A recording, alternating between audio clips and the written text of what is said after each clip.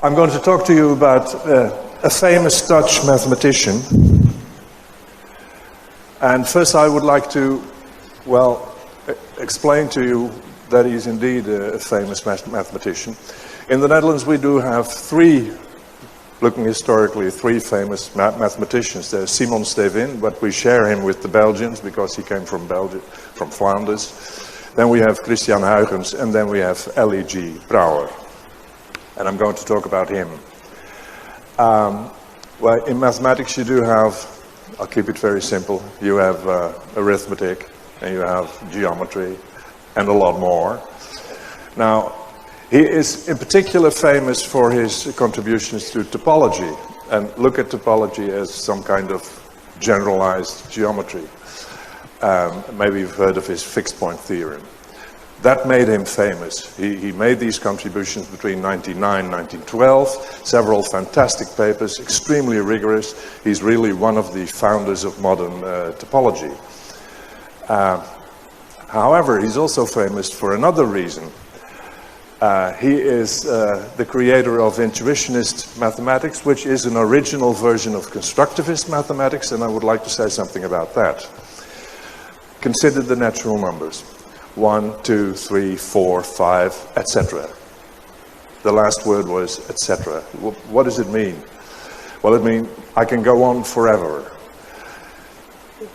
And that's why we call the natural numbers infinite, an infinite set. Now, the word infinite in the philosophy of mathematics can have two meanings, and that's been a point of discussion for ages.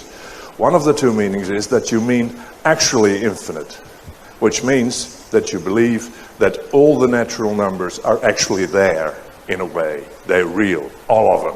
So what you're doing when you're counting them, you're just pointing at them, one after the other.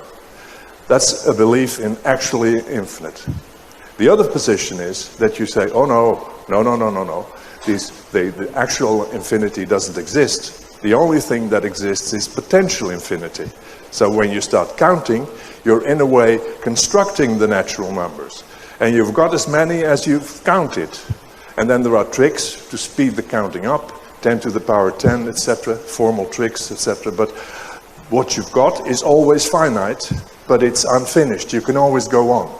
But the actual infinity doesn't exist. That's what the believers in potential infinity say. Now, the believers in potential infinity are the constructivists. And the others are, I'm a Platonist myself, I believe in actual infinity, but Brouwer didn't. He was a constructivist. And the funny thing is that for centuries and for millennia, there was this discussion now and then between the two sides. And as for the mathematics, it didn't really matter. They did the same kind of mathematics. Aristotle didn't believe in actual infinity, just potential infinity. And Plato possibly believed in actual infinity. I think he would have believed in it, considering his views. But as for the mathematics, there was no difference of opinion. Now, Brouwer is really the first who realized that if you reject actual infinity and just accept potential infinity, your mathematics changes. And that's actually, from my point of view, his main contribution. And he developed his own version of constructivist mathematics in which a considerable part of traditional mathematics is lost. That led to a conflict, famous conflict between him and David Hilbert.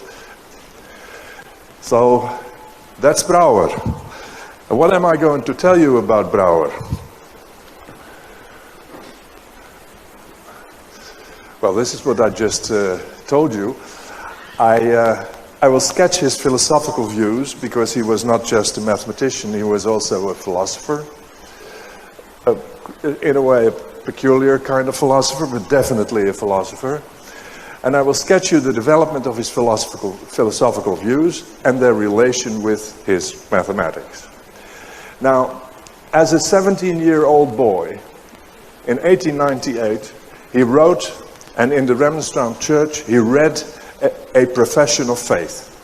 He did not accept the profession of faith that was used in the Reformed Church to which his parents belonged, because he was a man who had very firm ideas coming out of himself.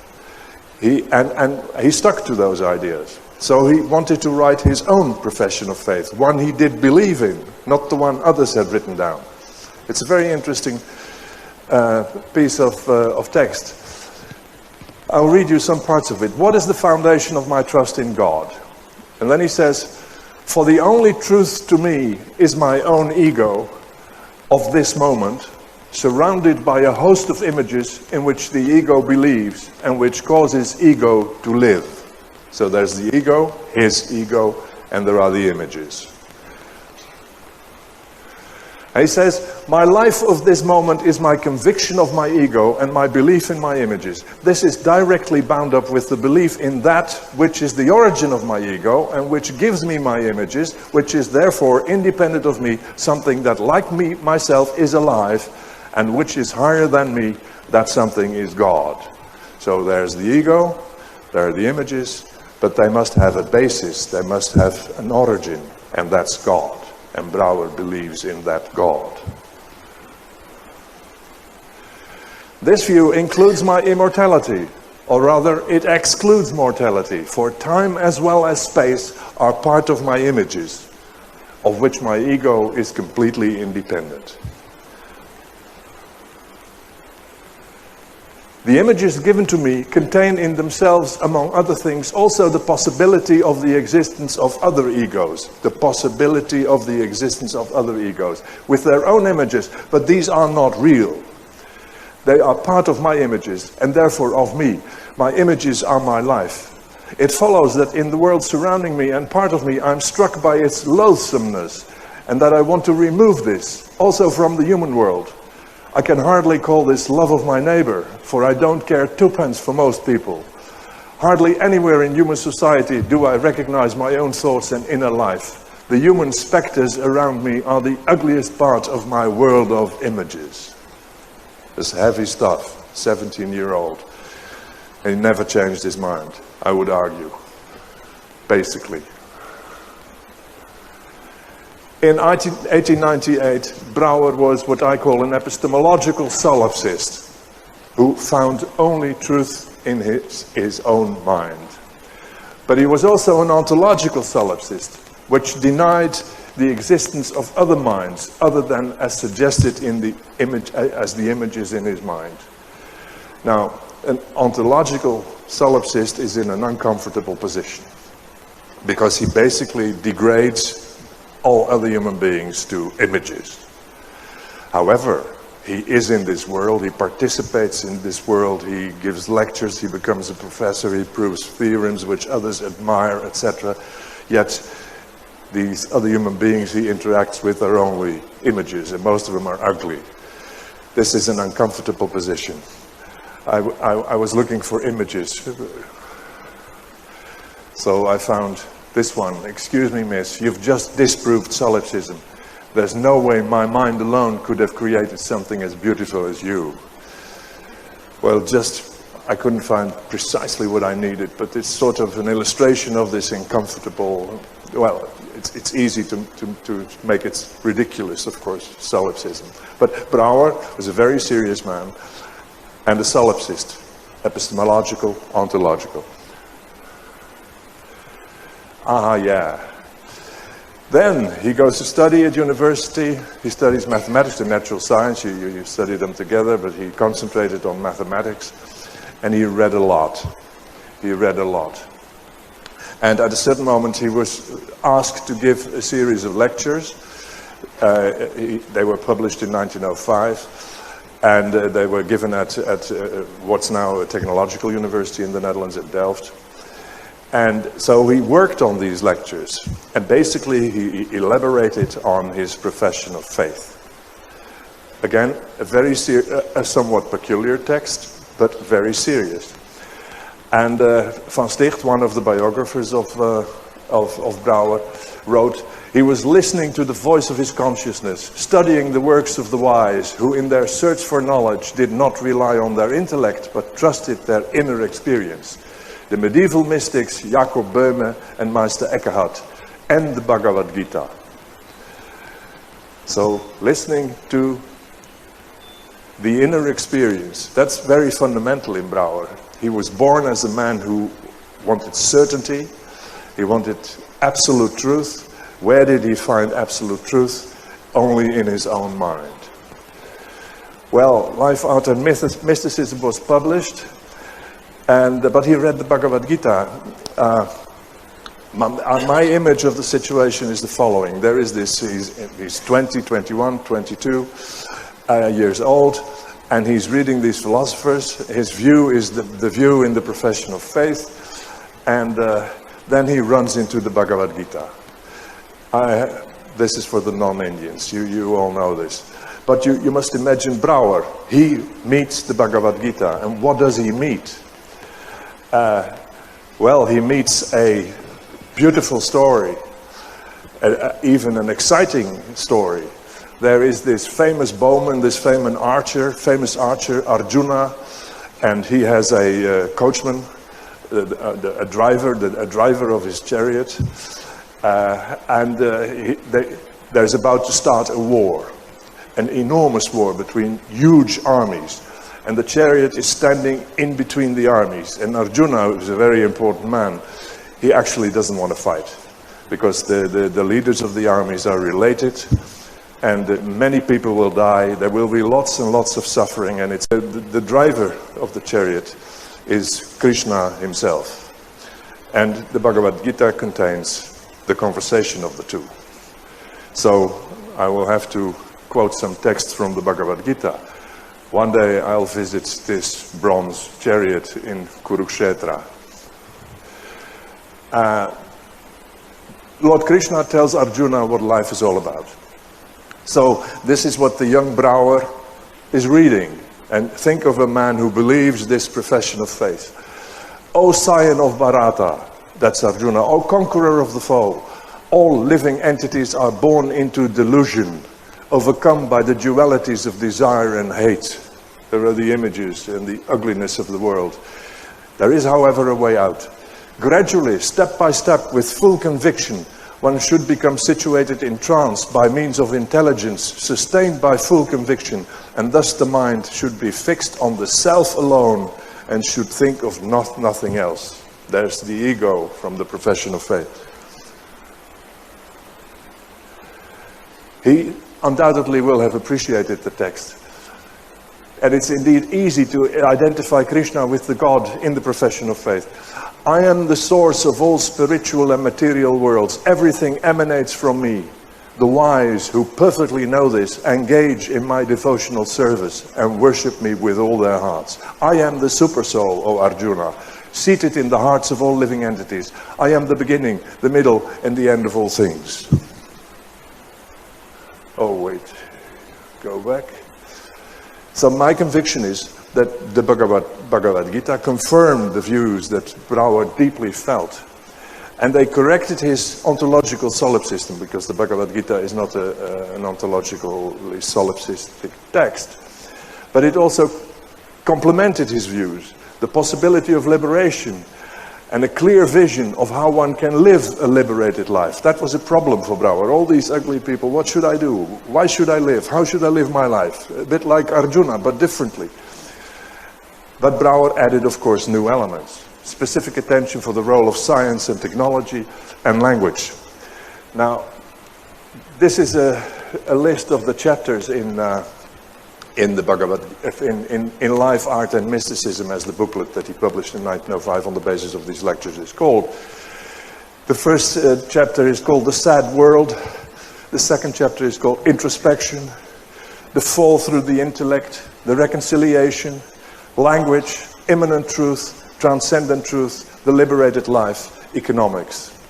For a very long time, this booklet led a peculiar existence because the collected works of Brouwer were published, but this is not part of it. One of the editors, Heiting, he said, no, we're not going to include that strange booklet. And indeed, it's a strange booklet, but in order to understand Brouwer, you have to read it. So let me go quickly, I won't take too much time, go through the text.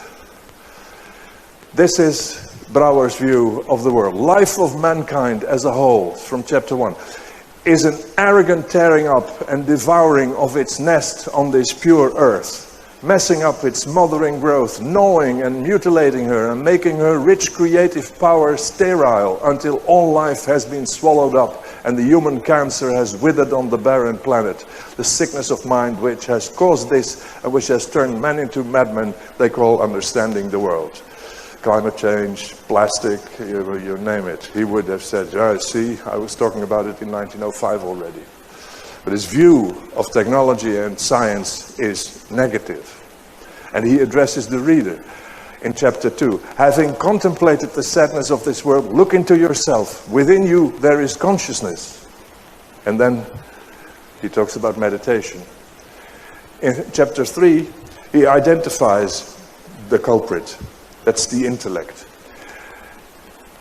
That causes the downfall. In his life of lust and desire, the intellect renders man the devilish service of linking two images of the imaginations as means and end. Once in the grip of desire for one thing, he's made to strive after another as a means to that end. The act aimed at the means, however, always overshoots the mark.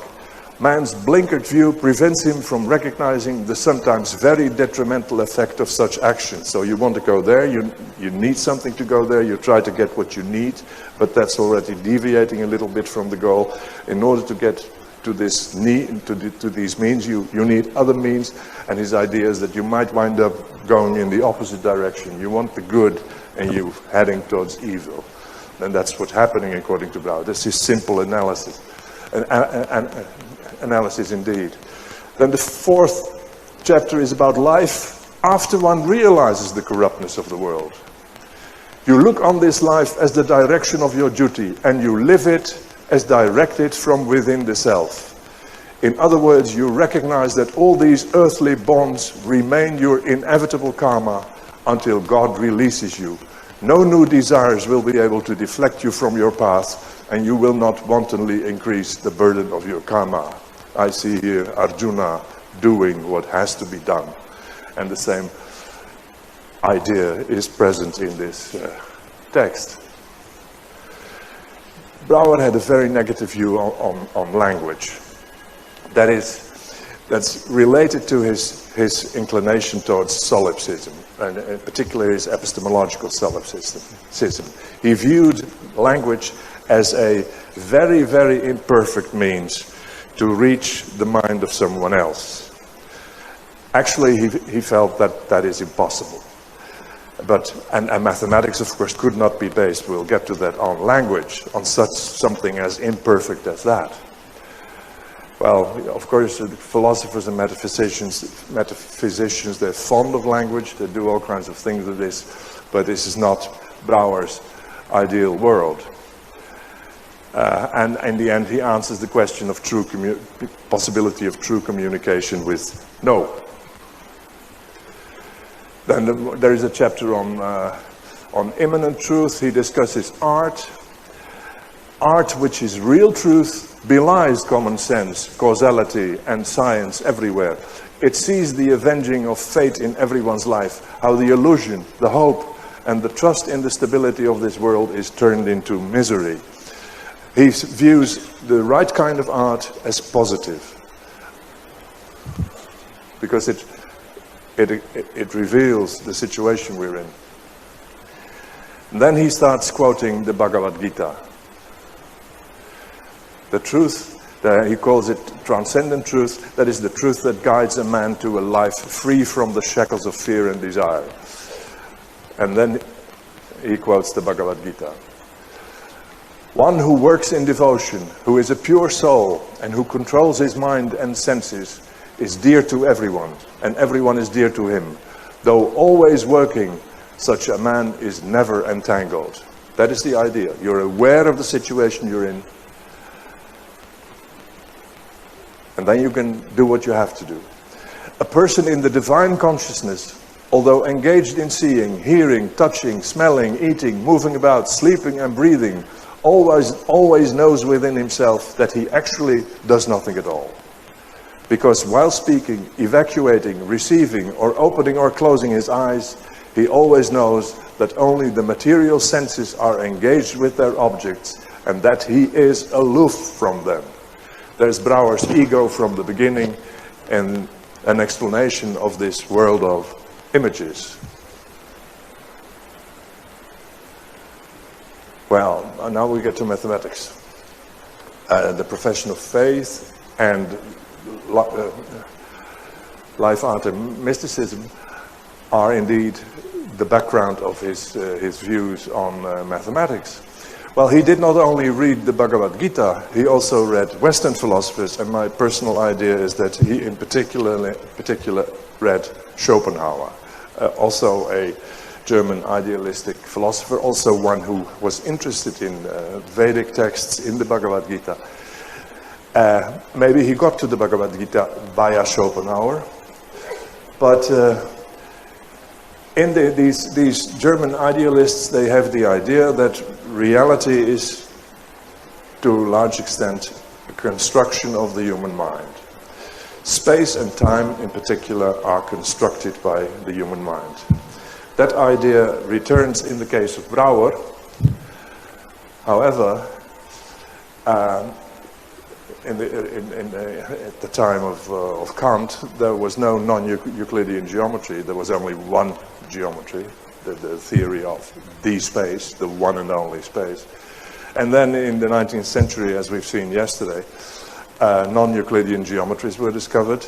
So Brouwer could not simply take the ideas of Kant and Schopenhauer.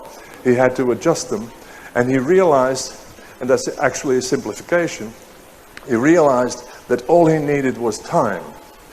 And his conclusion was that when the human mind constructs our experience of reality, the primordial intuition of time plays the crucial role. There is a moment, there is a second moment, at which we still remember the moment before it.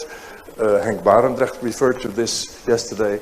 This is very fundamental. It's actually the beginning of not only pure mathematics, but also of how we view reality. Causality is based on it. Something's happening is always followed by something else.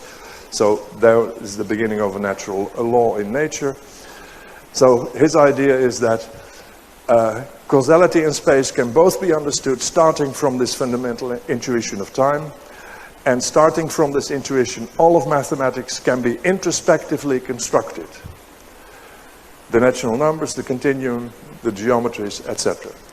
So for Brouwer, mathematics is introspective mental construction, and it has its basis in his philosophical views.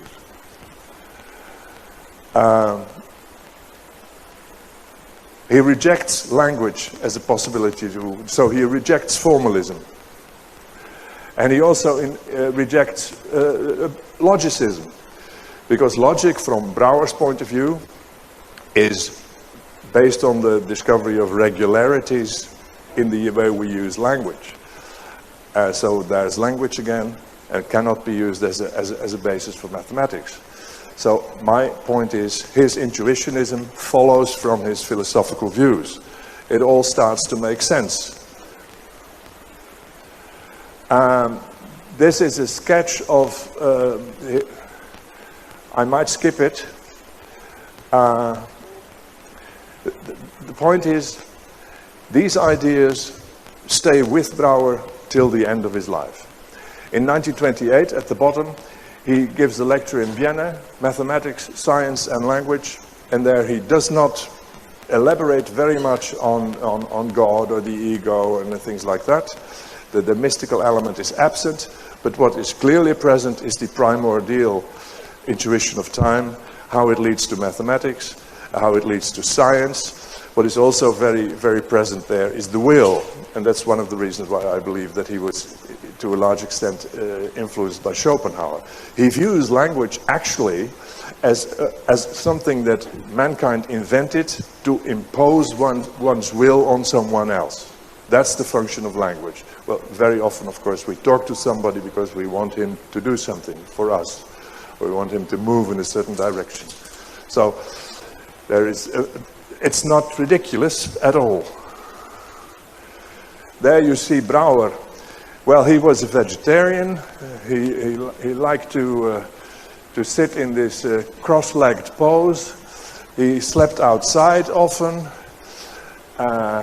It was, by the way, he was a very difficult man to live with. He was very sensitive, easily hurt. There's an anecdote of him with another topologist, De Groot, a Dutchman. De Groot had a Mercedes two-seater. He liked spectacular cars.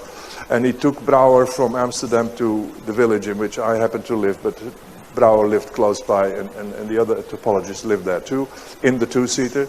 And then Brouwer started to mention all the people he had an argument with. At the end, he had named the whole world of some significance, and then he said, by the way, you and I also still have a problem. Then De Groot stopped the car and said, would you like to walk to Laren? So it illustrates the guy. He had a very negative opinion. I skipped that negative opinion of women, but he was fond of women. Peculiar man. Actually, in life, art, and mysticism, there are terrible pages on women. I will skip that. It's really nonsense. You can understand Brouwer without accepting these pages. Now, the interesting thing for me is that these ideas stayed with him till the end of his life. Because in 1948, at the International Congress of Philosophy, there were many famous philosophers. He gave a talk called Consciousness, Philosophy and Mathematics. And that was a peculiar talk. They published the talk in some sort of appendix to the proceedings, which is strange, because they had a section on philosophy of mathematics. It's sort of an indication that the organizer thought this is a peculiar talk. Let's put it in the appendix. Here, that is Brouwer lecturing, dressed in white. The first sentence. First of all, an account should be rendered of the phases consciousness had to pass through in its transition from its deepest home to the exterior world in which we cooperate and seek mutual understanding. This account does not imply mutual understanding, and in some way may remain a soliloquy. The same can be said of some other parts of the lecture too. So this is Brouwer talking to himself, knowing that they won't understand him, because communication is actually quite a complicated thing, and possibly even impossible. How does he continue? Consciousness in its deepest home seems to oscillate slowly, willlessly and reversibly between stillness and sensation. The initial phenomenon is a move of time. By a move of time, a present sensation gives way to another present sensation in such a way that consciousness retains the former as a past sensation, and moreover, through this distinction between present and past, recedes from both and from stillness and becomes mind. There is this element of time again as the initial element. Once the consciousness has become mind, it creates causal sequences. Some iterative complexes of sensations get estranged from the subject. This leads to the exterior world for the subject, and then follow the mathematical acts which we use when we use the causal sequences to change the world. Finally, by means of language, we transfer our will from individual to individual. So, in a very condensed way, he again told what he believed. Of course, I do not really understand how I sort of have an understanding, but I do not really understand how he viewed this construction of reality by the human mind. Of course, the human mind and what you think has an extreme influence on how you experience the world. But completely as a construction by the human mind, I find that a strange thing to accept. But this is what Brouwer thought about it. Come on. Oh yeah, on solipsism. That's still the 1948 lecture. In default of the plurality of mind, there is no exchange of thought either. Thoughts are inseparably bound up with the subject. And by so-called exchange of thought with another being, the subject only touches the outer wall of the automaton.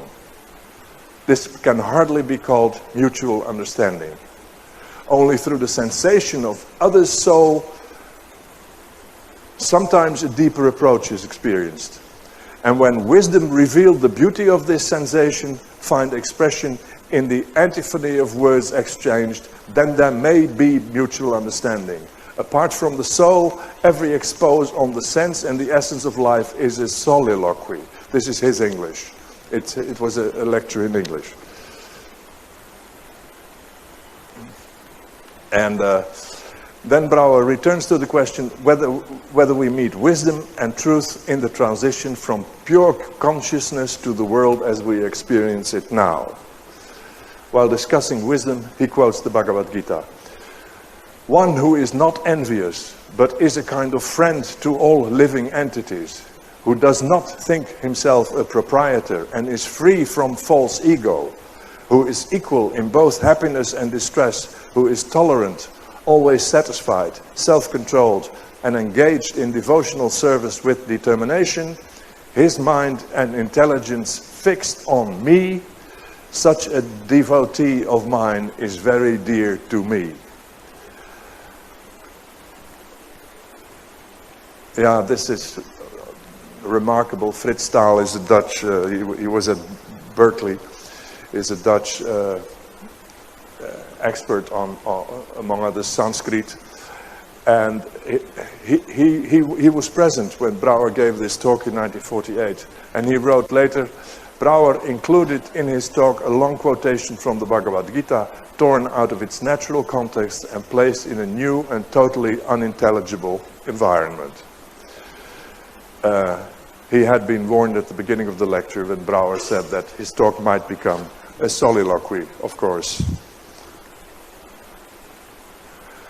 My conclusion, Brouwer was a brilliant mind in search of beauty, mutual understanding, wisdom and truth, while locked up in a confusing, messy and often ugly universe. By the way, he definitely saw his mathematics. He was not interested in the applications.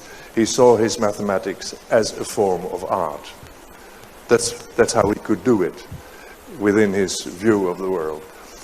He tried to understand la condition humaine, the human condition, and he found the answers in the solipsistic mix of Schopenhauerian philosophy and mystical religious thought. In Schopenhauer's work and the Bhagavad Gita, he found truth and wisdom. And it's obvious that Schopenhauer's spirit and the Bhagavad Gita accompanied him his entire life. They say about Schopenhauer that he had a copy of the Bhagavad Gita on the table next to his bed. Well, maybe Brouwer had a copy there too. I'm not sure, but it's quite possible. He found truth and beauty in his mathematics, which consisted for him of introspective constructions. Later, of course, intuitionism was phrased in language, intuitionistic logic exists, etc.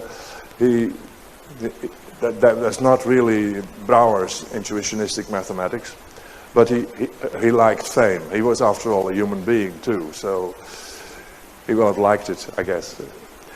As for, mutual understanding, that remained a problem for him during his entire life. I guess it's the end. Yes, I thank you very much.